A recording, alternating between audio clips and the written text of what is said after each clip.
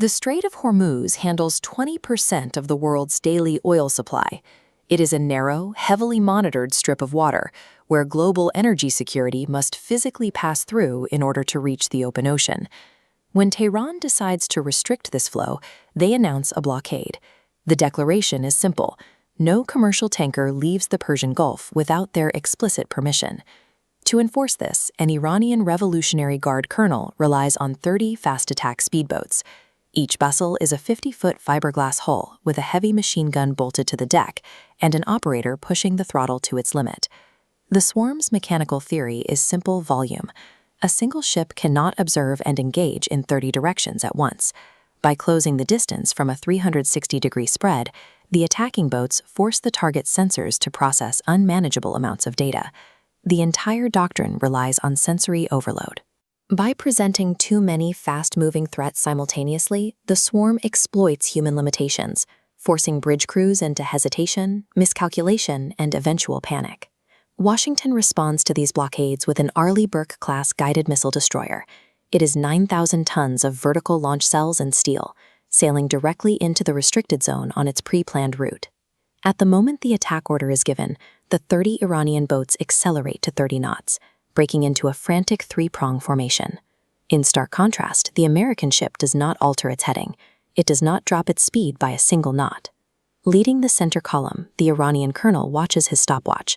At his current speed, his boats will cross the destroyer's defensive range in exactly 4 minutes. To him, the lack of evasive maneuvers indicates that his tactic has worked, and the American crew is paralyzed. But the destroyer's steady momentum is not a product of fear. The lack of course correction is deliberate. The ship operates on a mathematical certainty that the incoming vessels will never reach its hull.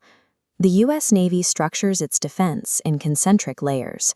The outermost ring relies on a doctrine known as LAMPS III, a system designed to coordinate over-the-horizon aerial assets. 10 miles ahead of the destroyer, well beyond the colonel's visual range, 2 MH-60R Seahawk helicopters have already been holding position in the air. At the minute mark, the flight crews execute their orders. 14 Hellfire missiles leave the rails in rapid succession. Within 20 seconds, the precision strikes completely dismantle the left and right columns of the advancing Iranian formation. Over the radio, the remaining Iranian officers flood their frequency with panicked, overlapping shouts as 2/3 of their strike force instantly disappears. In the air, the American flight crews observe the resulting debris fields with routine detachment. A multi-directional swarm relies entirely on overwhelming a target's physical line of sight on the water. Once an adversary places armed assets miles above the horizon, the geometric advantage of the swarm drops to zero. Seeing the helicopters expend their munitions, the colonel pushes his surviving center column forward at maximum speed, assuming he has found a tactical opening in the defense. Inside the destroyer's Combat Information Center, the Aegis system continuously calculates variables. It operates on a strict set of autonomous logic rules regarding the speed, trajectory, and proximity of any inbound contact. By crossing a specific distance threshold as the fastest-moving object on the water, the colonel meets the criteria. The system no longer requires a human officer to evaluate his intent. He has triggered an automated kill chain. The Phalanx close-in weapon system activates without human permission. Designed to intercept supersonic anti-ship missiles, it swivels toward the fiberglass boat and releases a 1-second burst of 3,000 tungsten rounds per minute. The kinetic energy shreds the lead vessel instantly. The fiberglass hull disintegrates, and the pressure wave violently ejects the colonel into a massive debris field. Human emotion, personal grudges, and throttle speed fail entirely when confronted by an algorithm designed to intercept objects moving at Mach 2. The combat computer does not register the enemy's intent, it simply processes proximity. The few remaining fast attack boats immediately break their formation. They scatter toward international waters, while 2 simply cut their engines and drift, hoping their lack of movement removes them from the targeting system. The American destroyer sails smoothly through the exact coordinates where the swarm had been operating just minutes prior. It maintains its heading, completely ignoring the Iranian commander treading water in the swells.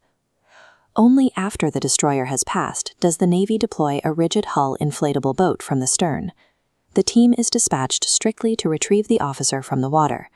The sailors pull the dripping, exhausted commander aboard.